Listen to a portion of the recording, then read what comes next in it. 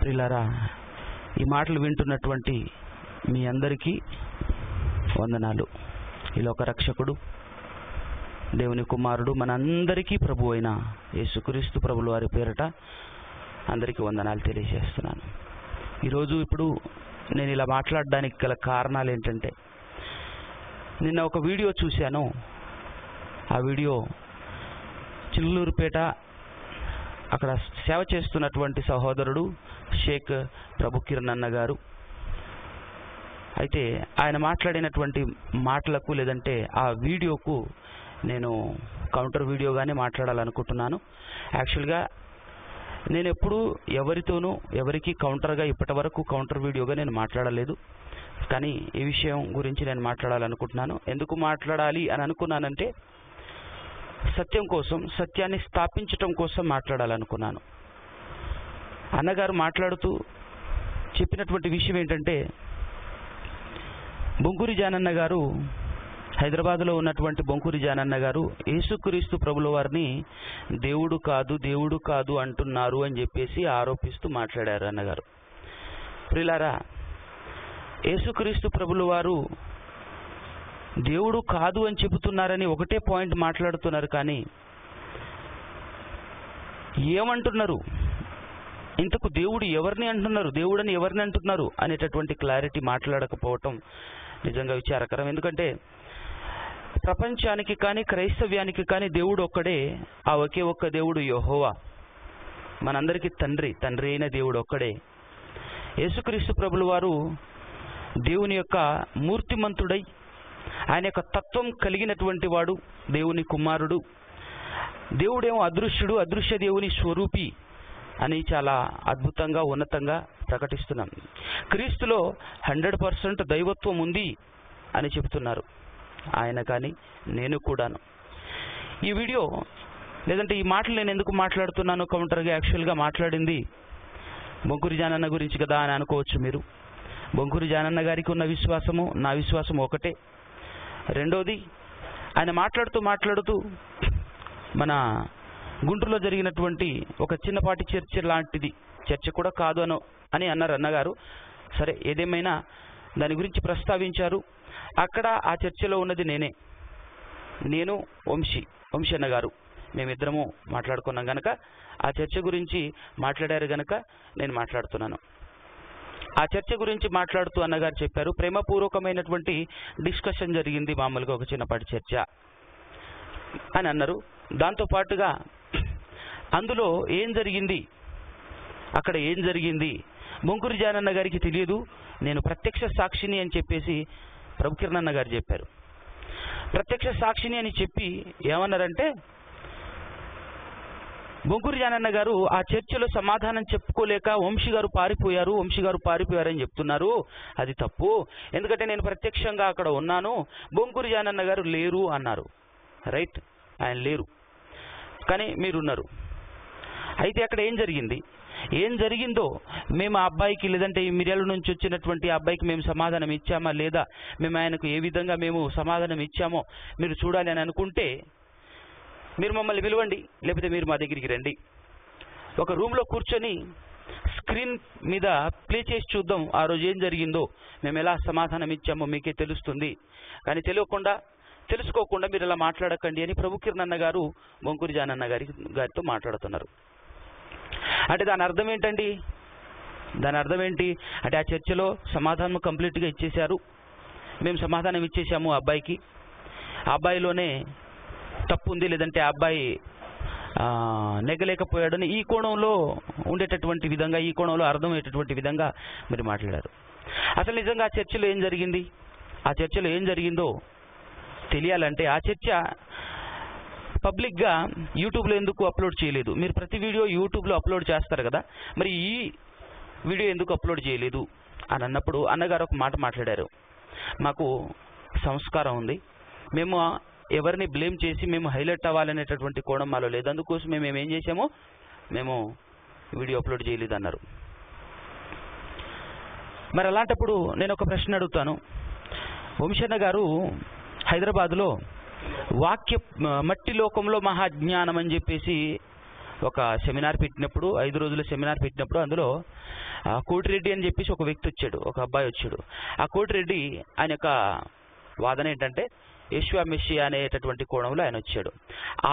ఆ మట్టి లోకంలో మహాజ్ఞానంలో ఆ అబ్బాయికి నేను కూడా సమాధానం ఇచ్చాను.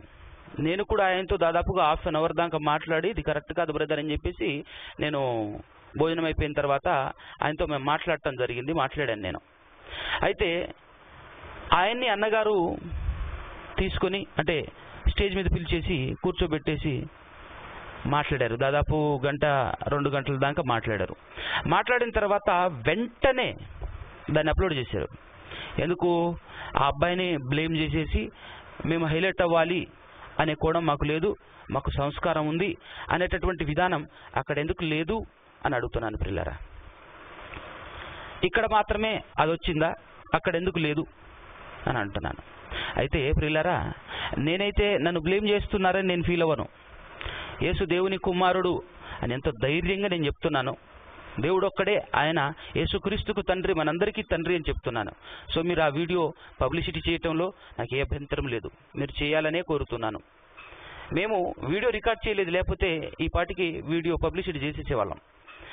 కానీ ఆ ఆడియో మాత్రం ఉంది మా దగ్గర. ఆ ఆడియో మేబీ ఒక 5-6 రోజుల్లో దాన్ని మేము రెడీ చేసేసి దాన్ని ఇంటర్నెట్లో మేము అప్లోడ్ చేయాలని ఆలోచిస్తున్నాం. ఖచ్చితంగా చేస్తాం. అది మీరు చేయకపోయినా మేము చేస్తాం. అది మీరు చేయాలని కోరుతున్నాను నేను. చేయండి. మీరు అక్కడ ఏం జరిగిందో తెలుస్తుంది. అసలు ఆ చర్చిలో ఏం జరిగింది, ఆ చర్చిలో ఏం జరిగింది అని అన్నప్పుడు ప్రేమపూర్వకమైనటువంటి చర్చ అని చెప్పారు మీరు. అది నాకు చాలా హాస్యాస్పదంగా అనిపించిందన్న ప్రభుకిరణ్ అన్న గారు. నిజంగా ప్రేమపూర్వకంగా జరిగిందా అన్నది. యాక్చువల్గా మేము ఇక్కడి నుంచి వచ్చింది ఎందుకో తెలుసా? ఎలా వచ్చామంటే పర్సనల్గా, లేదంటే అక్కడ గుంటూరులో జరుగుతున్నటువంటి ఒక సెమినార్ ఉంది. ఆ సెమినార్ అయిపోయిన తర్వాత, క్లాస్ అయిపోయిన తర్వాత కానీ క్లాస్కు ముందు కానీ సమయం ఉంటుంది. ఆ సమయంలో ఆయనతో మేము మాట్లాడవచ్చు, ఈ ప్రశ్నలు అడిగితే నాకు దానికి సమాధానం చెప్తాడు, ఆ సమాధానం మనం వినొచ్చు అనేటటువంటి కోణంలో మేము వచ్చాము. కానీ అన్నగారు ఏం చేశారంటే కొంచెం షో చేశారు అని అనిపించింది నాకు. ఎందుకంటే ప్రియులారా, అక్కడ ఉన్నటువంటి సేవకులు ఆ చర్చలో మీ వాళ్ళు, మీకు సంబంధికులు అనుకునేటటువంటి వాళ్ళు, సేవకులు అనేటటువంటి వాళ్ళు చాలామంది వచ్చారు. దాదాపుగా ఒక 20 మంది వరకు వెనకాల స్టేజ్ ఎక్కారు. ఒక్కొక్కరిని పిలిచారు. పిలుస్తున్నప్పుడు అందరూ వచ్చి స్టేజ్ ఎక్కేశారు. నేను అలా పిలుస్తున్నప్పుడే అన్నగారు పిలుస్తున్నప్పుడు, వంశన్న గారు పిలుస్తున్నప్పుడు, వంశన్న గారి కళ్ళ ముందు నుంచి అలా వాటర్ తాగేసి నడుచుకుంటూ వచ్చేసి కింద చైర్ మీద కూర్చున్నాను. అప్పుడు అన్నగారు మాట్లాడుతున్నారు, నేను గుర్తించని సేవకులు, నాకు తెలియని సేవకులు, నేను గుర్తించని సేవకులు ఎవరైనా ఉంటే స్టేజ్ మీదకి రావచ్చు అని పిలుస్తున్నారు. అంటే నేను తెలియదా అన్న? నన్ను మీరు స్టేజ్ మీదకి పిలవాలి అనే కోణంలో నేను మాట్లాడట్లేదన్నా. నేను తెలియదా అని అంటున్నాను. నేను తెలియదా అనే మాట నేను ఎందుకు అంటున్నానంటే, యాక్చువల్గా దాదాపు నెల ముందే మీకు అనౌన్స్మెంట్, మీకు తెలుసు, ఫోన్ చేసి చెప్పారు పిల్లలు చాలామంది. ఏమని? నేను వస్తున్నానని, మీరు అక్కడికి వస్తున్నారు, ఆ సెమినార్లో నేను వస్తున్నానని. ఆ సెమినార్లో కేవలం పర్టికులర్గా ఈ సబ్జెక్ట్ గురించి, దేవుడు తండ్రి అయిన దేవుడు ఒక్కడే దేవుడా, యేసుక్రీస్తు కూడా దేవుడా, ఒక్క దేవుడు ఒక్కరా ఇద్దరా అనేటటువంటి సబ్జెక్ట్ మాట్లాడటం కోసం నేను మిర్యాలగూడ నుంచి వస్తున్నానన్న సంగతి మీకు తెలుసు, అదే సబ్జెక్టు మీద.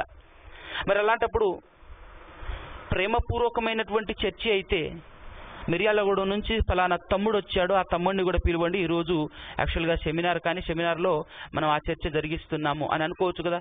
ఎందుకంటే మీరు పర్టికులర్గా పర్సనల్గా చేయాలనుకోలేదు, మీరు పబ్లిక్లోనే మాట్లాడుకోవాలి అని అనుకున్నప్పుడు మీరు నన్ను పిలవచ్చు కదా. పిలవలేదు. పిలవక మీరు ఏం చేశారు? అందరినీ మీ వాళ్ళు అనుకునేటటువంటి వాళ్ళందరినీ పిలిచేసి నేను సేవకులుగా గుర్తించని వాళ్ళు ఎవరైనా ఉంటే రావచ్చు అని చెప్పేసి పిలిచారు. అప్పుడు నేను రాలేదు, కిందనే ఉన్నాను. అయితే ఆ తర్వాత మీరు చేసింది ఏంటంటే, యేసుక్రీస్తు ప్రభుల వారిని మేము దేవుడు అని విశ్వసిస్తున్నాం. మీలో ఎంతమంది విశ్వసిస్తున్నారన్నారు. చాలామంది చేతులు ఎప్పారు, అందరు చేతులు ఎప్పారు. ఎందుకంటే అందరూ మీ సంబంధికులే. మీరు ఎప్పటి నుంచో దాదాపుగా సంవత్సరం కంటే ఎక్కువనే, 2 సంవత్సరాల నుంచి అక్కడ క్లాసులు జరుపుతున్నారని చెప్పేసి చెప్పారు. కాబట్టి అంత మీ మాటలు వింటున్నటువంటి వారే గనక మేము నమ్ముతున్నామని అందరూ చేతులు లేపారు. అయితే యేసుక్రీస్తు దేవుడు కాదు తండ్రి అయిన దేవుడు ఒక్కడే దేవుడు, యేసుక్రీస్తు దేవుడు కాదు అని చెప్తున్నటువంటి వాళ్ళు ఎవరైనా ఉన్నారా అన్నప్పుడు మిర్యాలగూడ నుంచి వచ్చినటువంటి మేము మాత్రమే ఒక 5-6 మెంబర్స్ మాత్రమే చేతులు లేపాం.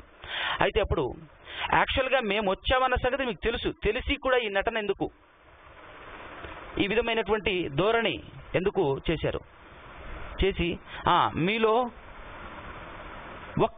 ఒక్కరే రావాలి మాట్లాడటానికి, స్టేజ్ మీద రావాలి, ఒక్కరే రావాలి అని చెప్పేసి స్పెషల్గా పిలవటం ఎందుకు? అంటే అందులో నేను వచ్చానన్న సంగతి మీకు తెలుసా తెలియదా? తెలుసు, 100%, నెల ముందు నుంచే తెలుసు. కానీ మీరు అలా బిహేవ్ చేశారు. అప్పుడు సపరేట్గా నన్ను పిలిచేసిన తర్వాత ఏం చేశారు? స్టేజ్ మీద ఎలా కూర్చోబెట్టారు? ఒక అంటరానోడిని కూర్చోబెట్టినట్టుగా ఒక సింగిల్ చైర్ ఇచ్చేసి ఇంత దూరాన కూర్చోబెట్టారు. ప్రేమ అన్నది ప్రేమపూర్వకమైనటువంటి చర్చ అన్నారు కదా ప్రభుకిరణ్ అన్న గారు. మిమ్మల్ని ప్రశ్నిస్తున్నాను, ప్రేమపూర్వకమైన చర్చ అది ఎటన్నా మీరు కూడా చాలాసార్లు మిర్యాలగూడెంకి వచ్చారు, నేను ఆహ్వానించాను. వంశీ అన్న గారు కూడా గుర్తించాలి, మీరు కూడా చాలాసార్లు వచ్చారు, నేను పిలిచాను మిర్యాలగూడెంలో. ఇలానే నన్న మేము రిసీవ్ చేసుకుంది, ఈ విధంగా మీతో మాట్లాడింది. కాసన్నా కనీసం విశ్వాసిగా నన్న చూడాలి కదన్నా. ఇదే నా పద్ధతి. యాక్చువల్గా ప్రేమపూర్వకంగానే మేము మాట్లాడాలి, పర్సనల్గా మాట్లాడాలి అని అనుకుని, నిజంగా చెప్తున్నాను, అలానే అనుకొని వచ్చాం మేము. కానీ మీరు పబ్లిక్ చేసి స్టేజ్ మీద కూర్చోబెట్టేసినంత దూరాన మీరందరూ ఒక సైడు, నన్ను మాత్రమే సపరేట్గా ఒక సైడ్ కూర్చోబెట్టేసి మీరు చేశారు. అప్పుడు కూడా నీ పైన నాకున్నటువంటి అభిమానంతో నేను మాట్లాడానన్న. మీ పైన నాకున్నటువంటి అభిమానంతో మీరు అడిగిన ప్రశ్న ఏంటంటే, మీరు ఎందుకు దేవుడు కాదనుకుంటున్నారు చెప్పండి భగవాన్ దాస్ అని చెప్పేసి మీరు నన్ను అడిగినప్పుడు నేను సమాధానం ఇచ్చాను. కరెక్ట్గా రిఫరెన్స్లే చూపించి సమాధానం ఇచ్చానన్నా. నేను ఎందుకు కాదనుకుంటున్నానంటే, ఎందుకు కాదనుకుంటున్నాను అని చెప్పేసి రిఫరెన్స్తో పాటుగా నేను సమాధానం ఇచ్చాను. చాలా గట్టిగా చెప్పాను. ఎందుకంటే యేసుక్రీస్తు ప్రభుల వారు తండ్రి అయిన దేవుని యొద్దకు చేరటానికి యేసుక్రీస్తు ప్రభుల వారు మాత్రమే మార్గమని బైబిల్లో, నేను తప్ప, నా ద్వారా తప్ప ఎవరు పరలోకానికి రారు, తండ్రి యొద్దకు చేరరు అని ఎంత గట్టి మాట. నేను తప్ప అన్నప్పుడు మరొక విశ్వాసం, మరొక విధానం, మరొక వ్యక్తిని మనం చేర్చలేము. అనంత గట్టిగా సింగిల్ అని మాట్లాడారు. అదే కోణంలో 1 యోహాను పత్రికలో 5వ అధ్యాయం 5వ వచనంలో కూడా యేసు దేవుని కుమారుడు అని విశ్వసించువాడు తప్ప మరెవడు ఈ లోకాన్ని జయించగలడు అని ఇక్కడ కూడా రెండో విశ్వాసానికి తావు లేనంత గట్టి మాట మాట్లాడారు. ఇక్కడ ఇలాంటి మాట ఉన్నప్పుడు నేను గట్టిగా యేసుని దేవుని కుమారుడు అని విశ్వసిస్తున్నాను అని చెప్పాను. అప్పుడు మీరేమన్నారు అనగా వంశన్న గారు ఏమన్నారు? భగవాన్ దాసు, ఇవన్నీ పర్సనల్గా నువ్వు అడగాలి, ఎందుకంటే ఇంతమంది ఉన్నారు ఇక్కడ, వీళ్ళందరి విశ్వాసం దెబ్బతింటది, నువ్వు పర్సనల్గా అడగాలి అన్నారు. నేను యాక్చువల్గా అందుకోసం వచ్చాను. పబ్లిక్ చేసేసింది మీరే. కాబట్టి అలా అడిగినప్పుడు దానికి సమాధానము, దాంతో పాటుగా నేను కొన్ని ప్రశ్నలు అడిగాను, దానికి సమాధానము అన్నగారు చెప్పారా? కనీసం ఆ ప్రశ్నలను లేవనెత్తారా? టచ్ చేశారా? చేయలేదన్నా. ఏ ఒక్క దానికి సమాధానం ఇవ్వలేదు. పైగా ఈ యోహాను పత్రికలో ఉన్నటువంటి మాటను దానికి సమాధానం ఇవ్వాలని ట్రై చేస్తూ అన్నగారు మాట్లాడినటువంటి మాటలు చరిత్రను తీసుకొచ్చేసి ఆ పత్రిక రాయబడేటటువంటి కాలంలో కొన్ని సంఘటనలు చోటు చేసుకున్నాయి, కొన్ని పరిస్థితులు అక్కడ జరుగుతున్నాయి. జ్ఞోస్టికులు అనేటటువంటి వారు జ్ఞోస్టిక సిద్ధాంతాన్ని అక్కడ తీసుకొచ్చేసి వాళ్ళు మాట్లాడుతున్నటువంటి విధానాన్ని బట్టి, ఇందుకు ఆ కారణాన్ని బట్టి ఈ పత్రిక రాయాల్సి వచ్చింది అని చెప్పేసి, ఆ కారణాన్ని బట్టి ఈ మాట రాయాల్సి వచ్చింది అని చెప్పేసి సమాధానం ఇచ్చారు.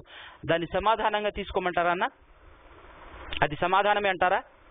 ఒకవేళ అదే సమాధానం అని అనుకుంటే నాదొక ప్రశ్న అన్న. అక్కడ ఇప్పుడు ఆ కారణాలు వల్ల, అక్కడ జరుగుతున్నటువంటి ఆ పరిస్థితుల వల్ల ఆ పత్రికలో ఆ మాట అలా రాయాల్సి వచ్చింది అన్నారు కదా మీరు.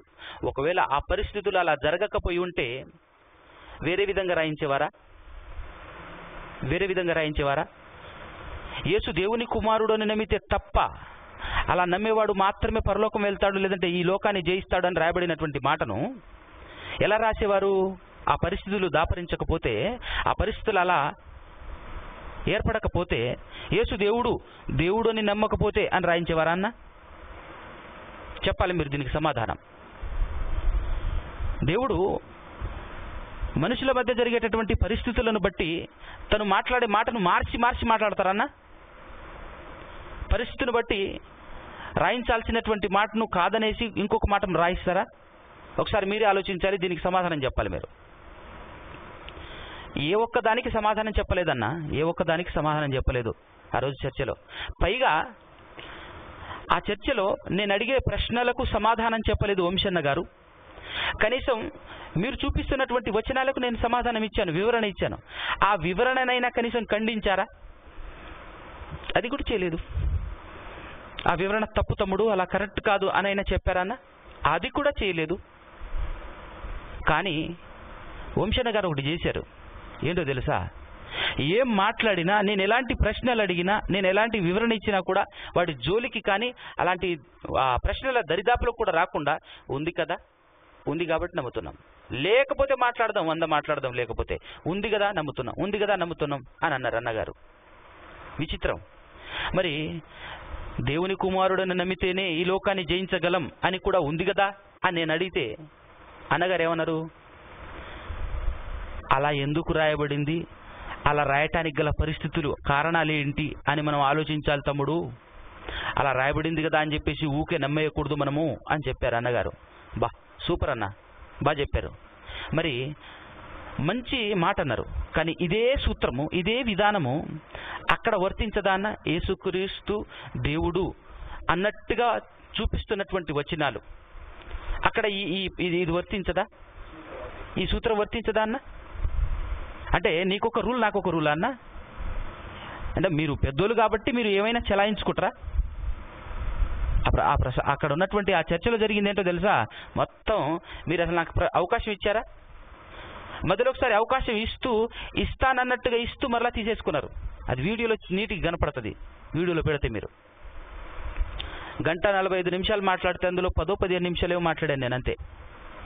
అది కూడా ప్రశ్నలు అడిగాను, మీరు ఒకదానికి సమాధానం చెప్పమన్నారు, దానికి సమాధానం చెప్పాను. వాటికి ఏటికి దరిదాపులో కూడా రాకుండా ఉంది గనక నమ్ముతున్నాను అని చెప్పేసి దాన్ని పట్టుకుని వేలాడారు. కానీ ఉన్నది యేసుక్రీస్తుకే వర్తిస్తుందా? బైబిల్ ఇద్దరు దేవుళ్ళను చూపిస్తుందా? తండ్రినే దేవుడు ఒకరు, కుమారుడైన దేవుడు ఒకడు అన్నట్టుగా ఇద్దరు దేవుళ్ళని చూపిస్తుందా? అలా చూపించదే. అన్నప్పుడు ఆ మాట క్రీస్తుకే వర్తిస్తుందా, లేకపోతే మనం ఏమైనా అపార్థం చేసుకున్నామా? దాని గురించి ఆలోచించే పని లేదా అన్న? ఆలోచించాలి కదా. మరి ఏమనకుండా అలా పట్టుకొని తిరుగుతుంటే దాన్ని ఏమంటారు అన్న? దాన్ని ఏమంటారు? ఒక తుఫాను వస్తుంది, లేదంటే ఒక వాన వస్తుంది, ఒక గాలి వస్తుంది పెద్ద, ఆ గాలిలో ఎగిరిపోకుండా ఉండటం కోసం ఆ చెట్టును పట్టుకొని, ఈ స్తంభాన్ని పట్టుకొని చెప్పేసి గట్టిగా పట్టుకొని నుంచుంటారు. చూసావా? అన్నగారు చేసింది అదే పని అన్న, వంశన్న గారు చేసింది అదే. అందుకోసమే ఆ చర్చ ఆ రోజు జరిగింది. ఆడియో మాత్రమే రికార్డ్ చేశాం మేము. ఆ ఆడియో చాలా మందికి పంపించాము. విన్న వాళ్ళందరూ చెప్పింది అదే. ఏంటి వంశన్న గారు సరిగ్గా సమాధానం చెప్పలేదు ఏంటి వీటికి? చాలా మంది చెప్పారు. చాలా మంది అంటే మాకు సంబంధించిన వాళ్ళు కాదన్న, మీకు సంబంధించిన వాళ్ళే చెప్పారు. అటు తణుకులో ఉన్న వాళ్ళకి పంపించాను, ఇటు హైదరాబాద్లో వైఎంసీకి ఆరాధనలో అక్కడ వంశన్న దగ్గరికి ఆరాధనకి వెళ్తున్నటువంటి వారికి పంపించాను, అలానే అటు మన రాజమండ్రిలో ఉన్నటువంటి వారిని పంపించాను. చాలా మంది ఇచ్చినటువంటి మాట ఏంటో తెలుసా? సమాధానము అన్నగారు ఇవ్వలేదు, సరైన సమాధానం ఇవ్వలేదు అని చెప్పారు. అదే నేను బొంకూరు జానన్నకు కూడా పంపించాను. అది విన్న తర్వాత బొంకూరు జానన్న ఏమన్నారంటే, ప్రశ్నల దరిదాపులు కూడా రాకుండా ఇలా ఎస్కేప్ అయ్యేటటువంటి ప్రయత్నం చేశారు. అక్కడ అతని ముందు కూర్చొని ఉన్నటువంటి వాళ్ళందరినీ మభ్యపరిచే, లేదంటే వాళ్ళని కాపాడి, లేదంటే వాళ్ళను తనతో పాటు ఉంచుకోవటం కోసం చేసేటటువంటి ప్రయత్నమే చేశాడు తప్ప పర్ఫెక్ట్ సమాధానం అయితే ఇవ్వలేదు అని చెప్పారు. మేబీ అందుకోసమే అనొచ్చు ఆయన పారిపోయారని. ఫిజికల్గా పారిపోవటం అంటే ఫిజికల్గా లేచి పారిపోవటం కాదన్న, మాటలో అర్థమవుతుంటుంది మనకు. కాబట్టి చెప్తున్నాను, అక్కడ ఏం జరిగింది సభలో అందరికీ జరగాలి, అందరికీ తెలియాలి. కాబట్టి మీరు దాన్ని పబ్లిసిటీ చేయండి. No problem. నేనేం ఇబ్బంది పడట్లేను, నేనేం బాధపడట్లేను. నేను చాలా సంతోషిస్తాను. మీరు దాన్ని పబ్లిసిటీ చేయండి. మరలా దాన్ని పబ్లిసిటీ చేయకుండా దాన్ని సీక్రెట్గా మార్చి వీడియో రెడీ చేసేసి వంశన్న గారు ఇంత పెద్దోళ్ళు అనుకుంటే ఆ వంశన్న గారు చేసినటువంటి పని ఎలా ఉండదు చూసారన్నా? ఎలా ఎలా ఏం చేశారో తెలుసా? నకరేకల్లో నేను వెళ్తున్నాను, నకరేకల్లో ఎప్పుడు ప్రతి వారం వెళ్తుంటాను. అక్కడ ఉన్నటువంటి వాళ్లకు సీడీలు పంపించటం, చౌటప్పల్లో ఉన్న వాళ్ళకి సీక్రెట్గా సీడీలు పంపించటం. పబ్లిక్ చేయొచ్చు కదన్నా, దాన్ని మార్చి మీకు అనుకూలంగా సీడీని రెడీ చేసేసి సీక్రెట్గా ఇలా పంపించడం ఎందుకన్నా? పబ్లిసిటీ చేసేస్తే అయిపోయింది కదా. చీప్ ట్రిక్స్ కాదా అన్న ఇవి?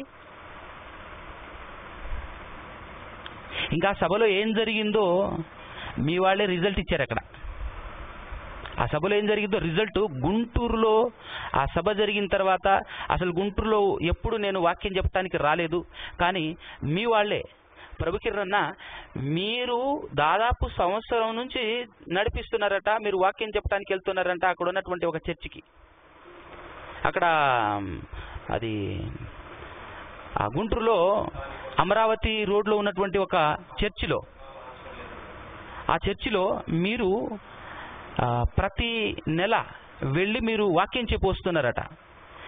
అయితే అక్కడ ఉన్నటువంటి సంఘమును అక్కడ ఉన్నటువంటి సేవకుడును వాళ్ళు కూడా వచ్చారు, అక్కడ ఉన్నటువంటి వాళ్ళు కూడా వచ్చారు. దాదాపు అక్కడను ప్లస్ ఇంకొక 2 సంఘాల వ్యక్తులు అక్కడ వచ్చి వింటున్నారు. విన్న తర్వాత వాళ్ళు డిసైడ్ అయింది ఏంటో తెలుసా అన్న? డిసైడ్ అయింది ఏంటో మీకు తెలుసు? మిమ్మల్ని వద్దన్నారు. ప్రభుకిరణ్ అన్న, మిమ్మల్ని రావద్దని చెప్పేసి మీ ప్లేస్లో ప్రతి నెల నన్ను రమ్మంటున్నారు. నేను ఆల్రెడీ ఒక నెల వెళ్ళాను, ఇప్పుడు ప్రతి నెల వెళ్తున్నానన్న. ఆ చర్చ విన్న తర్వాత వారు డిసైడ్ అయిన విధానం మీ వాళ్ళే. అప్పటి వరకు సంవత్సరం నుంచి దాదాపుగా సంవత్సరం నుంచి మీరు వెళుతున్నటువంటి సంఘస్థులు, మీరు నడిపిస్తున్నటువంటి వాళ్లే మిమ్మల్ని వద్దని చెప్పేసి మీ ప్లేస్లో నన్ను రమ్మంటున్నారు. దీని అర్థం ఏంటన్నా? మీరు చెప్పాలి దీనికి సమాధానం. అంటే ఆ సభలో ఏం జరిగిందో ఇది మీకు అర్థం కావాలన్న. దానికి రిజల్ట్ పోయిన నెల వెళ్ళాను నేను. అక్కడికి వచ్చిన తర్వాత ఒక నెల వెళ్ళాను, ఇప్పుడు 2వ నెల కూడా వెళ్ళబోతున్నాను. నెలకు ఒక్కసారి నన్ను రమ్మన్నారు, నేను వెళ్తున్నాను. ప్రభుకిరణ్ అన్న గారు మీరు ఒక మాట అన్నారు, యేసుక్రీస్తు ప్రభుల వారి యొక్క గొప్పతనాన్ని ఔన్నత్యాన్ని తగ్గిస్తున్నారు మీరని మాట్లాడారన్న. యేసుక్రీస్తు ప్రభుల వారి యొక్క ఔన్నత్యాన్ని మేము తగ్గించట్లేమన్నా, మీకంటే చాలా హైలో మేము చూపిస్తున్నాం. యేసుక్రీస్తు ప్రభుల వారిని దేవుని కుమారుడు ఈ లోకానికి వచ్చిన సంపూర్ణ నరుడుగా బ్రతికి రక్త మాంసములతో బ్రతికి నాలా మనలా బ్రతికి మనం ఎవ్వరము జయించలేని పాపమే లేకుండా బ్రతికి పాపాన్ని జయించి పాపము వలన వచ్చు మరణాన్ని కూడా జయించి తిరిగి లేచి 3వ దినాన దేవుని కుమారుడుగా పరలోకమందు ఉన్నటువంటి ఆ దేవాది దేవుని యొక్క ఆ మహామహుని యొక్క కుడిపార్శ్వాన కూర్చుని ఆ కుడిపార్శ్వాన ఆసీనుడై ఉన్నాడు. అంత గొప్పగా మన యేసుక్రీస్తు ప్రభుల వారు, మన ప్రధాన యాజకుడు, ఆకాశ మండలము గుండా వెళ్ళినటువంటి ప్రధాన యాజకుడు, పవిత్రుడు, నిష్కల్మషుడు, నిర్దోషిగా పిలువబడినటువంటి యేసుక్రీస్తు ప్రభుల వారు అని ఆ యేసుక్రీస్తు ప్రభుల వారిని మన ప్రభువుగా, మనందరికీ ప్రపంచవ్యాప్తంగా అందరికీ మనుషులందరికీ ప్రభువుగా ఆయన్ని మేము సూచిస్తున్నాం. దేవుడు అదృశ్యుడన్న అదృశ్య దేవుని స్వరూపిగా క్రీస్తును చూపిస్తున్నాం. దేవుని మూర్తిమంతుడుగా, దేవుని యొక్క తత్వం కలిగిన వాడుగా, దేవుని యొక్క తత్వం అంటే దైవత్వం కలిగిన దైవ కుమారుడిగా మేము చూపిస్తున్నాము. అంత గొప్ప వ్యక్తిత్వం కలిగినటువంటి వాడు, ప్రపంచానికి మార్గదర్శి. ప్రపంచంలో ఉన్న ప్రతి మానవుడు క్రీస్తును ఫాలో అయితేనే దేవుణ్ణి చేరగలడు, దేవుని కుమారుని ద్వారానే దేవుణ్ణి చేరగలడని చాలా గొప్పగా చెప్తున్నాం అన్న. కానీ మీరేం చేశారో తెలుసా? యేసుక్రీస్తు ప్రభుల వారు పుట్టినప్పటి నుంచే దేవుడు, పుట్టకతోనే దేవుడు, ఆయన దేవుడు. వంశన్న గారు చెప్పారు, ఆయన దేవుడుగానే పుట్టాడు అని చెప్పారు వంశన్న గారు. దీనివల్ల ఏం జరుగుతుందో తెలుసా అన్న? దీనివల్ల ఏం జరుగుతుందో తెలుసా? ఏంటండి, దేవుడు కాబట్టి పాపం లేకుండా బ్రతికాడు, పెద్ద విషయం అది? మానవుడుగా ఉండి మనలా మానవుడైతే పాపాన్ని జయించలేడు, కానీ దేవుడు కాబట్టి జయించాడండి, అది పెద్ద విషయమా? దాని గురించి మీరు ఏదో పెద్దగా చెబుతున్నారు అని అనుకుంటారా లేదా? ప్రపంచం ఈజీగా చెబుతున్నారు కూడా. దేవుడు కాబట్టి పాపం లేకుండా బ్రతికాడండి. కానీ మనం మనుషులం కదా, మనం ఎలా బ్రతకగలం? మనం అలా బ్రతకలేం. ఆయన దేవుడు కాబట్టి అలా బ్రతికాడు, అలా మనం బ్రతకాలంటే చాలా కష్టం అని చెప్పేసి క్రైస్తవ సమాజమే సెటిల్ అయిపోయి యేసుక్రీస్తు ప్రభుల వారిని దేవుడు దేవుడు దేవుడు అని చెప్పి అసలు శిశులైన దేవుణ్ణి మర్చిపోయి యేసుక్రీస్తు ప్రభుల వారే దేవుడు అని చెప్పేసి ఆయన దేవుడు కాబట్టి ఆయన పాపం లేకుండా బ్రతకటం ఈజీ, కానీ మనం బ్రతకలేము అని చెప్పేసి క్రైస్తవ సమాజం, క్రైస్తవులే పాపం చేస్తూ ఈరోజు క్రైస్తవ్యం నిర్వీర్యం అయిపోవటానికి గల కారణం ఈ విశ్వాసమే అన్నా.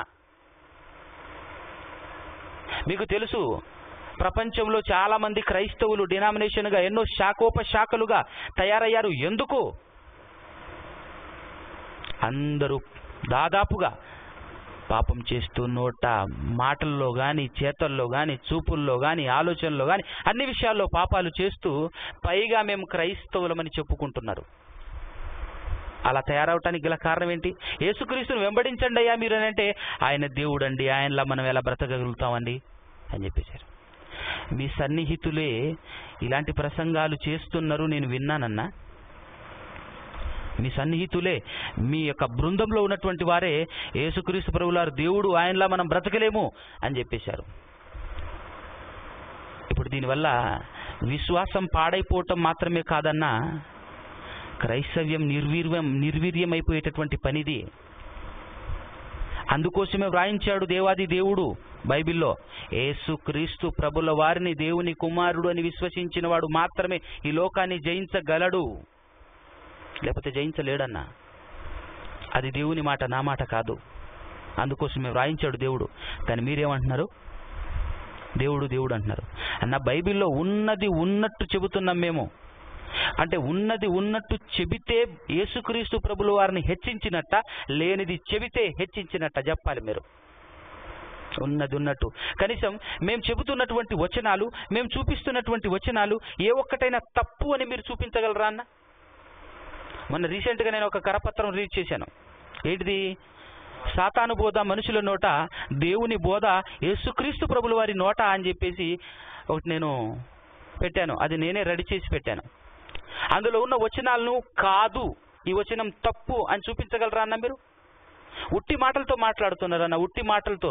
మీరు మాత్రమే కాదన్నా, ఎప్పుడైతే ఈ విషయాన్ని తెలుసుకుని నేను ఎన్నో ప్రసంగాలు చేస్తే ఆ ప్రసంగాలు నేను అందరికీ వాట్సాప్లలోను ఇంటర్నెట్లలోను చాలా మందికి పంపిస్తే చాలా మంది ఫోన్ చేసి మాట్లాడినటువంటి మాట ఏంటంటే, మీరు మాట్లాడింది అంతా బాగుంది, రిఫరెన్స్లు బైబిల్లో ఉన్నదే చూపిస్తున్నారు, కానీ ఎక్కడో కొంచెం లోపం కనపడుతుందన్నా, యేసుక్రీస్తుని దేవుడు కాదనట్టం ఒక్కటే బాధ కలుగుతుందన్నా అని చెప్తున్నారు. మీకేంటన్నా, గుండెల్లో నరనరాల్లో యేసుక్రీస్తు దేవుడు అని స్థాపించుకున్నప్పుడు ఎవరికైనా బాధ కలుగుతుంది. అన్యుల్లోకి వెళ్ళి వాళ్ళు నమ్ముకున్నది దేవుడు కాదంటే వాళ్ళకు బాధ కలగట్లే. ఇది అంతే జరుగుతుంది. కానీ ఒరిజినల్ ఇది. యేసుక్రీస్తు తండ్రి కాదు, కుమారుడు అని అంటున్నాం మేము. మీరు అదే అంటున్నారు. కానీ ఇక్కడ విచిత్రమైన విషయం ఒకటి ఉంది, మీరు గమనించాలి. ఇదంతా పక్కన పెట్టేసి మీరు చేస్తున్నటువంటి పని ఏంటో తెలుసా? యేసుక్రీస్తుని దేవుడు కాదంటున్నారు, దేవుడే కాదంటున్నారు అని మీరు మాట్లాడుతుంటే వింటున్నటువంటి వాళ్ళందరికీ ఎలా ఉందంటే, అసలు క్రీస్తులో దైవత్వమే లేదంటున్నారు వీళ్ళు అని అనుకునేలా ఉంది. పాపం వాళ్ళకేం తెలుసు? వాళ్ళ బైబిల్ చదవరు, పూర్తిగా బైబిల్ క్షుణ్ణంగా మనసు పెట్టి చదవరు. వాళ్ళందరూ మీ ప్రసంగాలు విని ఎంజాయ్ చేస్తుంటారు. అమ్మో అమ్మో అనుకొని వాళ్ళు గుండెలు బాదుకోవాలి.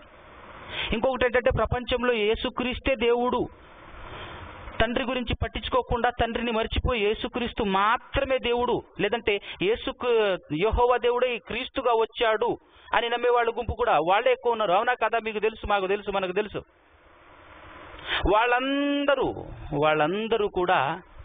వాళ్ళందరూ కూడా మమ్మల్ని అసహించుకోవాలని, లేదంటే ప్రపంచం అలాంటి వాళ్ళందరికీ బొంకురిజాన్ని ఒక శత్రువుగా పరిచయం చేయాలనేటటువంటి ప్రయత్నమే తప్ప మరొకటి కాదు. ఇది 100% చెప్తున్నానన్న నేను. యేసుక్రీస్తు ప్రభుల వారిని దేవుడు కాదంటున్నారు అంటున్నారు, కానీ ఏమంటున్నారు అనేది కూడా చెప్పాలి మీరు. లేకపోతే మీరు ద్వేషంతో చేస్తున్న పనే ఇది. మాటలు మాట్లాడొచ్చు అన్నా, మాలో ద్వేషం లేదు, ఎలాంటి ఇది లేదు, ఎలాంటి అది లేదని ఎవరైనా మాట్లాడతారు. కానీ క్రియలు ఏం కనపడుతున్నాయి? క్రియలలో ఏం కనపడుతుంది? అది స్పష్టంగా అర్థమవుతుందన్న, స్పష్టంగా అర్థమవుతుంది. లోకంలో చాలా మంది యేసు క్రీస్తే దేవుడు, యెహోవాయే క్రీస్తుగా వచ్చాడు అని నమ్ముతున్నారు. అలాంటి వాళ్ళందరినీ కూడా శత్రువుగా చూపించే ప్రయత్నం. కానీ మీరు కూడా ఒప్పుకోరు ఈ విశ్వాసాన్ని, తెలుసు కదా. యెహోవాయే యేసుక్రీస్తు అంటే మీరు కూడా ఒప్పుకోరు. ఈ విషయం మీరు చెప్తున్నారా? ప్రపంచానికి చెప్పట్లేరు, కానీ ఇదొక్కటే చెప్పి ఇలాంటి ప్రయత్నం. మళ్ళీ మీరు చేసే ప్రయత్నం ఎలా ఉందంటే, మేము పిలుస్తున్నాం వాళ్ళు రావట్లేరు, మేము పిలుస్తున్నాం వాళ్ళు రావట్లేరు, మేము పిలుస్తున్నాం వాళ్ళు రావట్లేరు, చర్చించుకుందాం అని చెప్పేసి. అంటే దీని అర్థం ఏంటంటే, ఇదిగో మా దగ్గర సబ్జెక్ట్ ఉంది, వాళ్ళ దగ్గర సబ్జెక్ట్ లేదు, మేము పిలుస్తున్నాం కానీ వాళ్ళు రావట్లేరు, ఏం చేద్దాం? పాపం మీరు పిలిచి చాలా నీరసపడ్డారు, బాధపడుతున్నారు, వాళ్ళని దొంగలుగా అలా ప్రకటిస్తున్నారు అని లోకానికి చెప్పే ప్రయత్నం. అవునా కదా? చర్చ రండి అని పిలుస్తున్నారు కదన్నా. అసలు బొంకురి జానన్న గారు చర్చకి ఎందుకు రావట్లేరంటే, మీకు కానీ లేకపోతే వంశన్నకు కానీ ఉండేటటువంటి నాలెడ్జ్, లేదంటే బొంకురి జానికి ఉండేటటువంటి నాలెడ్జ్, ఆయనది ఆయన, ఈయనది ఈయన, కానీ మధ్యలో ఆయనను మించిన నాలెడ్జ్ కలిగినటువంటి పర్సన్ జడ్జిగా వ్యవహరించాలి అక్కడ. అలాంటి వాళ్ళని తీసుకురాగలరా? దేవుడే దానికి అర్హుడు. దేవుడు మాత్రమే నీది రైటా ఆయనది రైటా అని డిసిజన్ చేయగలడు, జడ్జిమెంట్ ఇవ్వగలడు. అలాంటి జడ్జి ఉన్నాడా? లేడు. ఏంటన్నా చర్చలు, డిబేట్లు ఈ ప్రపంచంలో ఎన్ని జరగట్లేవు, మనం చూడట్లేమా? దానివల్ల ఫలితం ఏమొస్తుంది? డిసైడ్ అవుతుందా? మనకు అర్థం కావట్లేదా? మీకు తెలుసు, కానీ చర్చకు పిలుస్తున్నాను ఎందుకు అనంటే అదొక తెలివి. కానన్నా చర్చకు పిలుస్తున్నారు, సరే ఆయన రాకపోయినా నేను వస్తాను, కానీ నేను ఒక 3 ప్రశ్నలు అడుగుతానన్నా, దానికి డైరెక్ట్ సమాధానం చెప్పండి మీరు. ఆ తర్వాత మీరు చర్చకు పిలుస్తారో లేకపోతే ఇంకో దానికి పిలుస్తారో, డిబేట్ అంటారో, చర్చ అంటారో, లేకపోతే ఏమంటారో అనండి. ఒక 3 ప్రశ్నలు అడుగుతాను, దానికి సమాధానం చెప్పండి అన్న మీరు. ఆ చర్చలో గుంటూరులో జరిగిన సభలో కూడా నేను అడిగాను, చెప్పలేదు సమాధానము, ఇప్పటికీ చెప్పలేదు. ఆ తర్వాత నెక్స్ట్ రోజు వైఎంసీకి వచ్చేసి అక్కడ కూడా అన్న మాట్లాడారు, వంశన్న గారు మాట్లాడారు.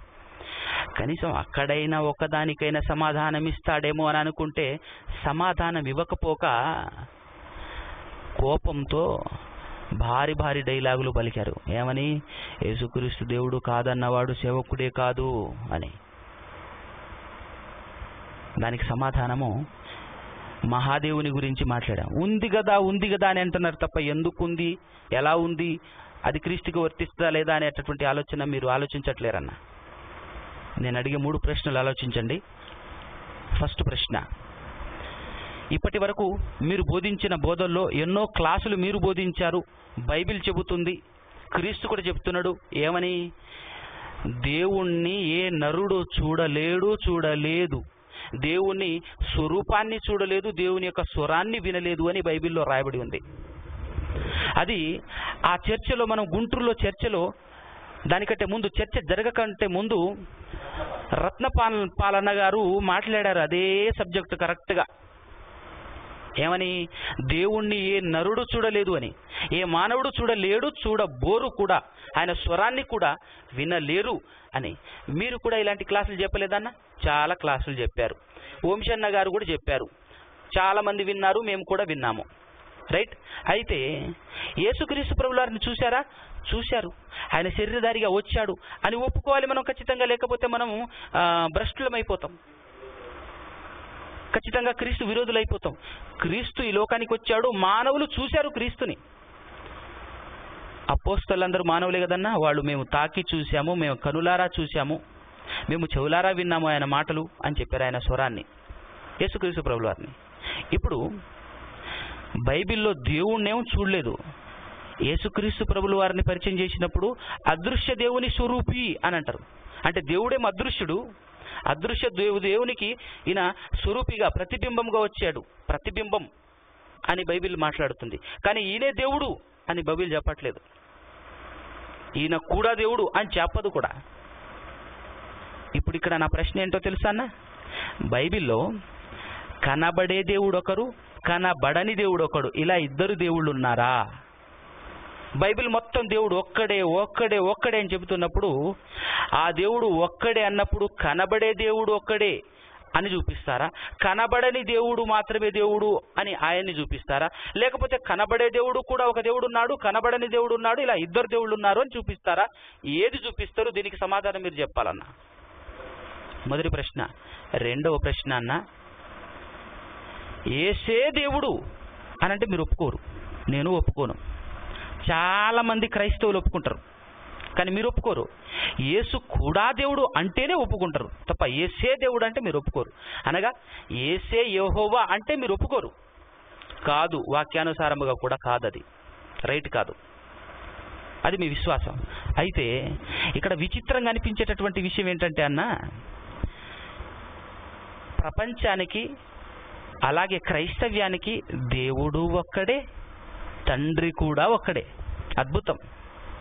అయితే తండ్రి ఒక్కడే అంటే ఒక్కడే. ఎవరు ఆ తండ్రి అంటే? యెహోవా. యేసుక్రీస్తు కాదా? కాదు, యేసుక్రీస్తు కాదు, యేసుక్రీస్తు తండ్రి కాదు. అది వంశన్న గారు తన నోట చెప్పిన మాట. ఆ చర్చిలో గుంటూరులో జరిగిన సభలో చాలా కరెక్ట్గా చెప్పాడు ఆ విషయాన్ని. మేము కూడా విశ్వసించం, మేము కూడా నమ్మము, యేసుక్రీస్తు ప్రభుల వారు తండ్రి కాదు అని చెప్పాడు ఆయన. రైట్? అంటే తండ్రి ఒక్కడేనా? ఒక్కడే. ఆయన ఎవరు? యెహోవా, తండ్రి. రైట్. అంటే దేవుడు కూడా ఆయనే, ఎందుకంటే దేవుడు ఒక్కడే, తండ్రి కూడా ఒక్కడే అని కదా మన విశ్వాసము.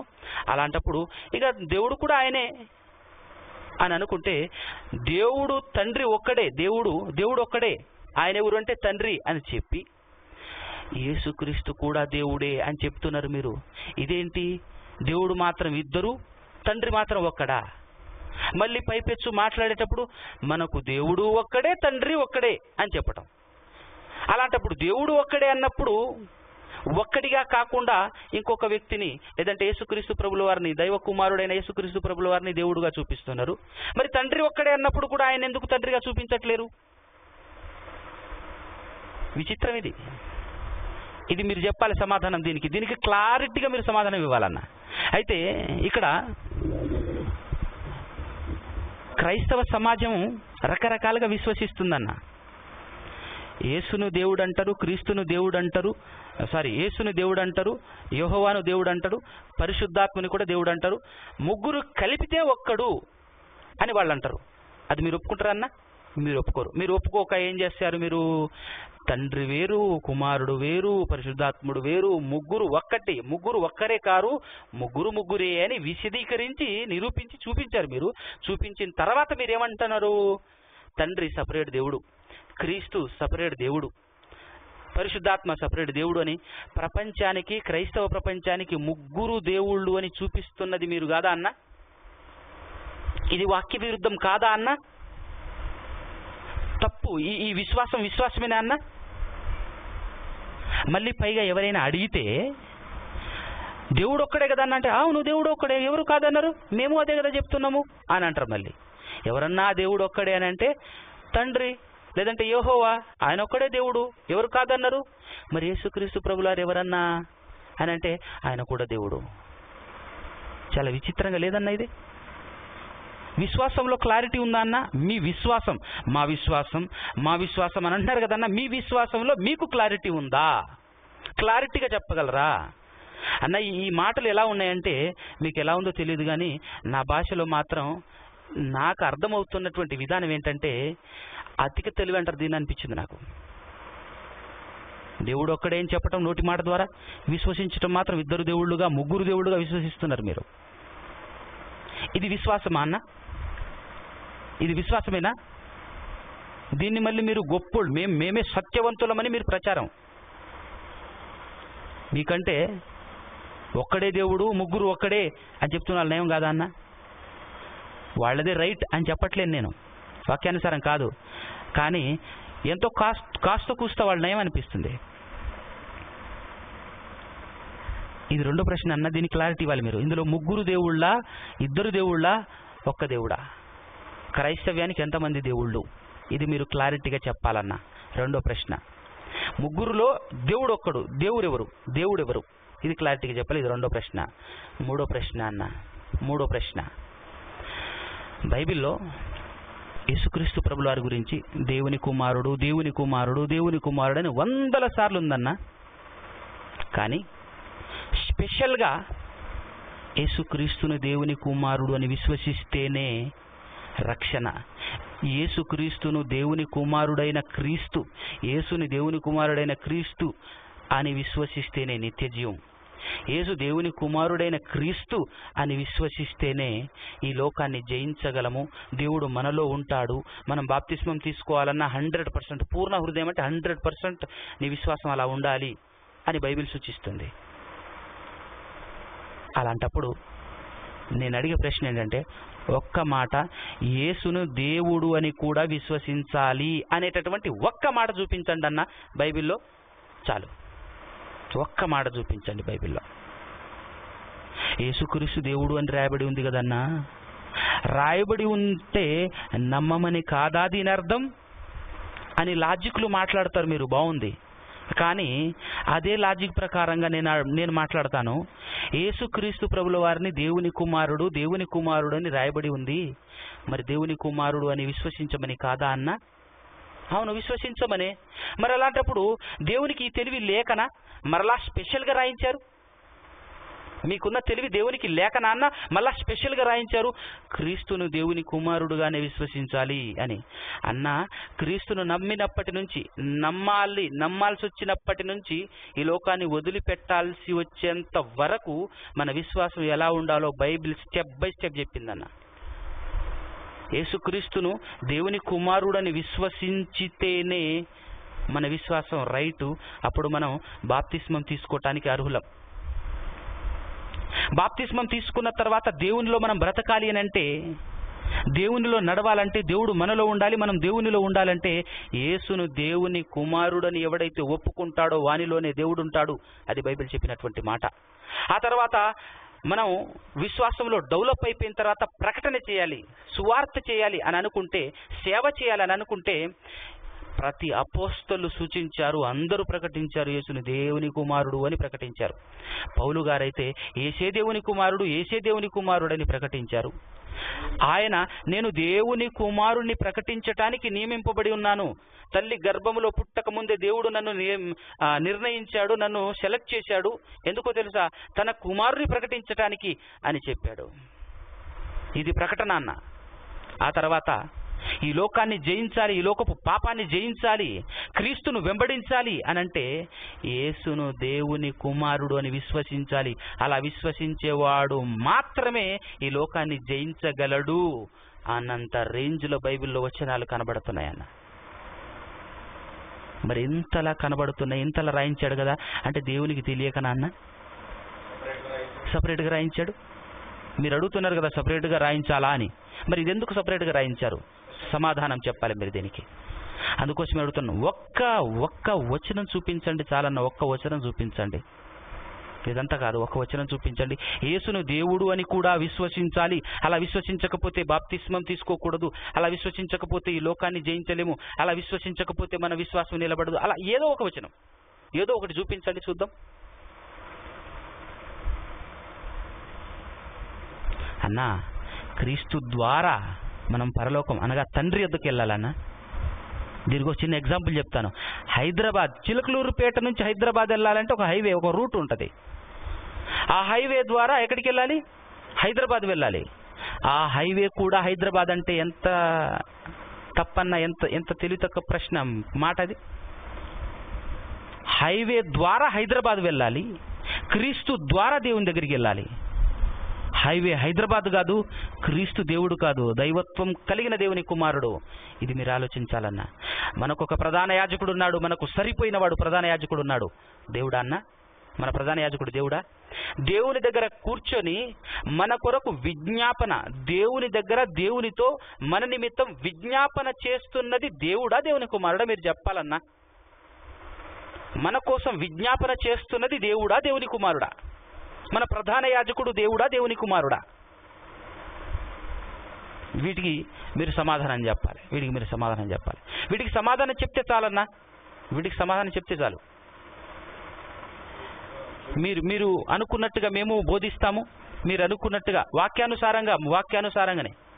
అన్న ఇప్పటికీ మీరు ఒక 6 వచనాలను చూపిస్తున్నారు యేసుక్రీస్తు ప్రభుల వారిని దేవుడు దేవుడు దేవుడు అని చెప్పటానికి. అయితే వాటన్నిటికీ వివరణ మేము ఇచ్చామన్నా, ఆ వివరణను మీరు ఎప్పుడైనా ఖండించారా? కనీసం ఆ వివరణ ఇచ్చేటప్పుడు మేము వాడుతున్నటువంటి వచనాలు ఏవైతే ఉన్నాయో ఆ వచనాల్ని కాదు అని చెప్పగలరా? మీరు ఒక్క వచనాన్నైనా కాదు అని చెప్పగలరా? ఒక్క వచనాన్నైనా కాదు అని చెప్పగలరా? ఇవేవి చెప్పకుండా కేవలం పైన మాట ఒక్కటే చెప్పేసి ప్రపంచానికి ఒక శత్రువులా చూపించేటటువంటి తెలివి ఎలా వచ్చిందన్న? నేను చెప్పాను, ఏ వచనము తప్పుగా రాయలేదు, ఏ వచనము ప్రింట్ మిస్టేక్ అని చెప్పేసి నేను చెప్పలేదు, ఏ వచనం కూడా అది లోపం కలదని చెప్పలేదు. అవన్నీ కరెక్టే, వాటికి సమాధానం నేను చెప్తానని చెప్పేసి నేను చెప్పాను. నేను చెప్పి వీడియోలు కూడా ఇంటర్నెట్లో అప్లోడ్ చేసేసాను.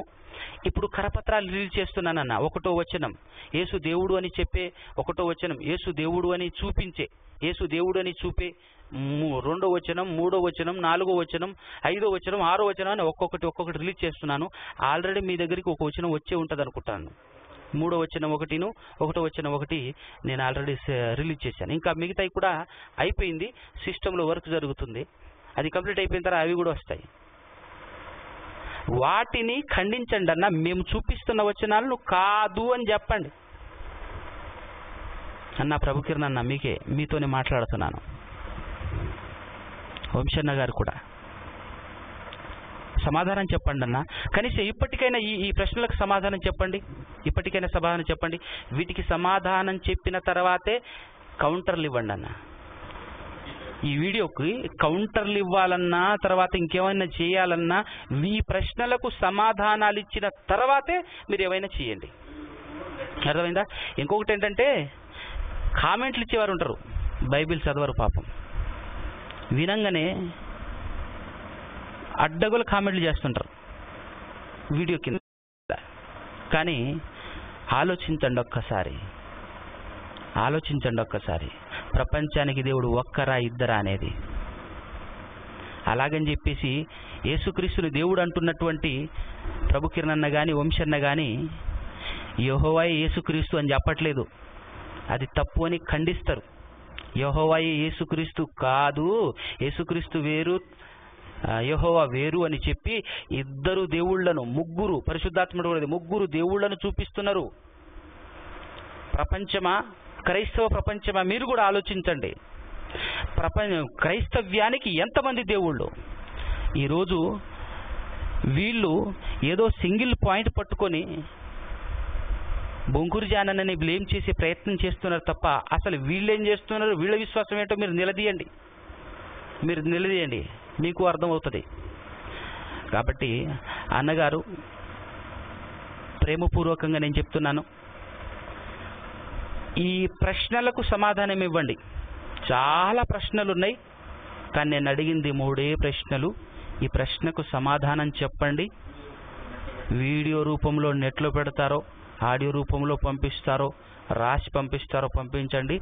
వీటికి సరైన వాక్యానుసారమైనటువంటి సమాధానం చెప్పి పంపించండి. అది అయిపోయిన తర్వాతే కౌంటర్ మాట్లాడండి. అది అయిపోయిన తర్వాతే మరేదైనా మీరు చేయండి ప్లీజ్. మీరు ఈ వీడియో కౌంటర్ మొన్న మీరు మాట్లాడారు చూశారు, ఆ మాట్లాడిన వీడియోలో నాకు నిజంగా ఒక బాధేసిన బాధ ఏంటంటే, బైబిల్లో దేవుని కుమారుడైనటువంటి యేసుక్రీస్తు ప్రభుల వారి ద్వారా సమస్తము దేవునికి అర్పించాలి అని బైబిల్లో ఎన్నోసార్లు, 1, 2 చాలాసార్లు ఉంటుంది. కానీ మీరేమంటున్నారంటే, నా ప్రభువైనా, నాదుడైనా, దేవుడైనా క్రీస్తు ద్వారా ఇంకొక దేవుణ్ణి నేను.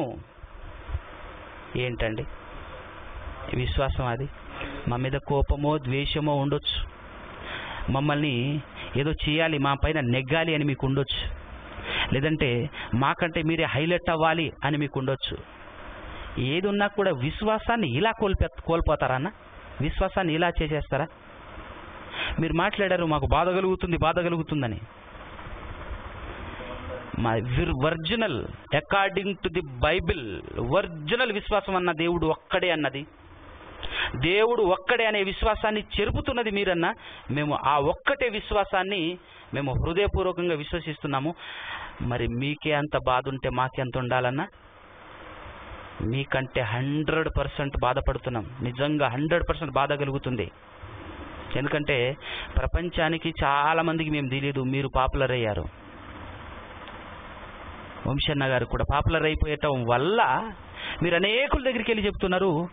అందరి దగ్గరికి వెళ్ళేసి యేసుక్రీస్తు కూడా దేవుడు, యేసుక్రీస్తు కూడా దేవుడు అని ఇద్దరు దేవుళ్లను చూపించి విశ్వాసుల యొక్క విశ్వాసాన్ని తప్పుదో పట్టిస్తూ, ఆల్రెడీ అన్యులలో నుంచి వచ్చినటువంటి వాళ్ళు లేదంటే డినామినేషన్లో యెహోవా యేసుక్రీస్తు అని చెప్తున్నటువంటి వాళ్లకు హాయిగా బలాన్ని ఇచ్చేటటువంటి మాటలు మీరు మాట్లాడుతుంటే వాళ్ళు కూడా హాయిగా తప్పు లేదు, మేము యేసుక్రీస్తు యెహోవా ఇద్దరు ఒక్కడే, దేవుడు ఒక్కడే అని బైబిల్ చెప్పింది కాబట్టి ఒక్కడే దేవుడు అని మేము విశ్వసిస్తున్నాం.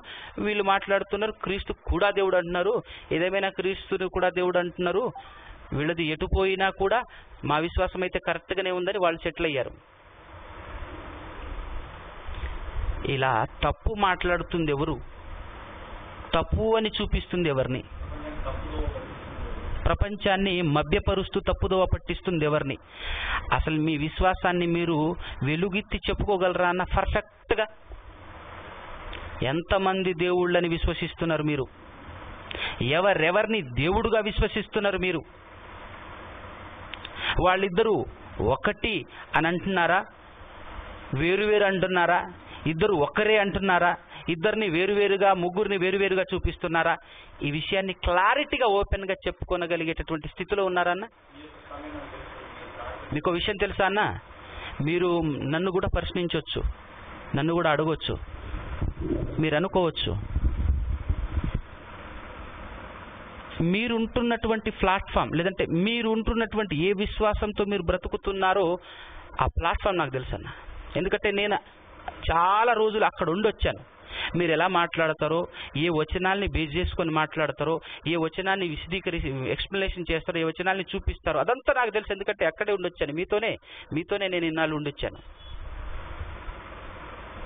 కానీ ఇప్పుడు నేను ఎక్కిన ప్లాట్ఫామ్ మీకు తెలియదన్న. మీకంటే ఒక మెట్టు ఎక్కానంతే. విశ్వాసంలో చెప్తున్నాను. మీరేం చెప్తున్నారో నాకు తెలుసు, మీరేం చెబుతారో తెలుసు, ఏ సందర్భం ఏ విధంగా ఉంటుందో తెలుసు. మీరు కావాలని మీకు అనుకూలంగా వచనాల్ని మారుస్తున్నారనేది కూడా నేను చెప్పగలను, చూపించగలను. ఆ రోజు మాట్లాడాను. కాబట్టి ఏది సత్యం ఏది అసత్యం ప్రపంచానికి చెప్పాల్సిన పరిస్థితి చివరి దినాల్లో నిజంగా దేవుడే ఈ పని పెట్టాడు, ఈ పని చేపట్టాడు అనిపిస్తుంది. ఒక్కొక్కటిగా బయటపెడుతున్నాడు. జన్మ పాపమని ఒకటి, త్రిత్వమా ఏకత్వమా అని ఒకటి, ఆ తర్వాత ఇది కూడా ఒకటి. ఇలా ఒక్కొక్కటిగా చివరి దినాలలో సత్యాన్ని బయలుపరుస్తున్నాడు దేవుడు. ఇంకొక విషయం ఏంటో తెలుసా? మీరు చాలా మంది ఉండొచ్చు అన్న యేసుక్రీస్తుని దేవుడు అని విశ్వసిస్తున్న వారును, యేసుక్రీస్తు కూడా దేవుడు అని విశ్వసిస్తున్నటువంటి వారును మీరందరూ ఏకమై గుంపు చాలా ఉండొచ్చు. కానీ మేము ఎక్కువ మంది ఉన్నాం కనుక మాదే రైట్ అని మీరు అనుకోవచ్చు అన్న. బైబిల్లో బాధపడుతూ యేసుక్రీస్తు ప్రభులారు అన్నటువంటి మాట గుర్తు తెచ్చుకోండి అన్న. కొందరే రక్షింపబడతారు ఒక మాట. రెండోది, నేనొచ్చే సమయానికి విశ్వాసం కనుగొందునా, నేనొచ్చే సమయానికి అసలు విశ్వాసాన్ని కనుగొందునా. ఎంత భయంకరమైన మాట అన్నది. నిజానికి ప్రపంచంలో చూస్తుంటే, జనాభా లెక్కల ప్రకారంగా చూస్తుంటే క్రైస్తవ్యమే పెరిగిపోతుంది, క్రైస్తవ్యం యొక్క విశ్వాసులే ఎక్కువ మంది జనాలు ఉన్నారని చెప్పేసి జనాభా లెక్కలు చెప్తుంది. కానీ బైబిల్ ఏం చెప్తుందన్న? యేసుక్రీస్తు వచ్చే సమయానికి ఒరిజినల్ విశ్వాసం అసలు నేను కనుగొంటానా అన్నాడంటే అద్భుతం. అసలు నాకు అర్థమవుతుంది దాన్ని బట్టి. ఇలా విశ్వాసం అన్నీ ఇద్దరు దేవుళ్ళని, ముగ్గురు దేవుళ్ళని విశ్వాసం, సరైన విశ్వాసం లేకుండా ఇలా వెళ్ళిపోతే నిజమే క్రీస్తు వచ్చే సమయానికి దేవుడు ఒక్కడే, ఆ దేవునికి నరులకును మధ్యవర్తి ఒక్కడే, ఆయనే దేవుని కుమారుడైనటువంటి క్రీస్తు అన్న విశ్వాసం ఉండదు. దినదినము ఈ విశ్వాసం కోల్పోయి ఇద్దరు దేవుళ్ళుగా, ముగ్గురు దేవుళ్ళుగా, నమ్మేటటువంటి విశ్వాసాలు వచ్చేస్తే మరి యేసుక్రీస్తు ప్రభులు వారు వచ్చినప్పుడు ఆయన అనుకున్న విశ్వాసం దొరుకుతుందన్నా దొరకదు. అందుకోసమే నిజమైన విశ్వాసంతో బ్రతుకుతున్నటువంటి వాళ్ళు కొందరే ఉన్నారు, చాలా కొందరే ఉన్నారు. వచనాల ప్రకారంగా విశ్వసించేవారు. అలాగే దేవుడు కూడా మాట్లాడాడు, కొందరే రక్షింపబడతారు, కొందరే వస్తారు నాన్న అని. విశ్వాసం సరి చేసుకోండి అన్న. నేను మీకు చెప్పాల్సిన అవసరం లేదు, మీకు తెలుసు విశ్వాసం ఉంటేనే, విశ్వాసం ద్వారానే పరలోకం అని. అర్థమవుతుందా? కాబట్టి మేము గొప్పోళ్ళం, మేము చాలా చెబుతున్నాం, మా దగ్గర చాలా మంది ఉన్నారు అని అనుకోకండి. గుంపునంత మాత్రాన అది నిజం అనే గుంపును బట్టి గుంపును ప్రామాణికంగా తీసుకోకూడదు. గుంపునే ప్రామాణికంగా తీసుకుంటే చాలా మాట్లాడవచ్చు. కాబట్టి ఏది సత్యం ఏది అసత్యం, ఒక్కటే విశ్వాసం అన్నా మనందరికీ తండ్రి అయిన దేవుడు ఒక్కడే. ఆ దేవునికి నరులకు మధ్యవర్తి యేసుక్రీస్తు ప్రభుల వారు ఒక్కరే. మధ్యవర్తి కూడా దేవుడు కాదు, ఇద్దరు దేవుళ్ళు కాదు. దేవుడు ఒక్కడే, ఆయన తండ్రి, ఆయన కుమారుడు. దేవుడు అంటే పుట్టుక లేనివాడు దేవుడన్నా. యేసుక్రీస్తు ప్రభుల వారు దేవునికి పుట్టారు. మీరే చెప్పారు, ఎన్నో సబ్జెక్టులు మాట్లాడారు మీరు. యేసుక్రీస్తు ప్రభుల వారికి పుట్టుక ఉంది. దేవుడు నరుడుగా ఎప్పుడు రాలేదు, రాడు కూడా. మీరు చెప్పారు. ఇవన్నీ మీరు చెప్పినవే సబ్జెక్టులో. చిన్న విషయాలకు మీరు అర్థం చేసుకోండి. యేసుక్రీస్తు ప్రభుల వారు దేవుడు కాదంటున్నారంటే ఆయనలో దైవత్వం లేదన్నట్లేమన్నా అర్థం చేసుకోండి మీరు, ప్లీజ్ అర్థం చేసుకోండి. దైవత్వం కలిగిన దేవుని కుమారుడు. దేవుడు అంటే అదృశ్య లక్షణాలు అని చెప్పింది బైబిల్. అదృశ్య లక్షణాలే బైబిల్. కనపడని లక్షణాలు వేరు, ఆ లక్షణాలను మనలో చూపించటం వేరు. యేసుక్రీస్తు ప్రభుల వారు సంపూర్ణంగా తనలో ఆ లక్షణాలు చూపించాడు. ఎంతో కష్టముతో ఈ లోకంలో శరీరధారిగా ఉన్నన్ని దినాలు కన్నీళ్లతోనూ రోదనముతోనూ మహారోదనముతోనూ తన్ను మరణము నుండి రక్షింపగల వానికి ప్రార్థనలను యాచనలను సమర్పించి భయము భక్తి కలిగి ఉన్నందున దేవుని చేత యేసుక్రీస్తు ప్రభుల వారు అంగీకరింపబడ్డారు అని బైబిల్ చెప్తుంది. రక్త మాంసములు కలిగి కూడా పాపాన్ని జయించాడు. దేవుని కుమారుడు అన్న. ఇది మన విశ్వాసం, ఇది ఒరిజినల్ విశ్వాసం. కాబట్టి ప్లీజ్ దయచేసి అర్థం చేసుకుని కౌంటర్ ఇవ్వాలని అనుకుంటే నేను అడిగిన ప్రశ్నలకు సమాధానం ఇచ్చిన తర్వాతే ఆ పని చేస్తారని కోరుచు నా మాటలు ముగిస్తున్నాను. వందనాలన్నా, మీ అందరికి వందనాలు.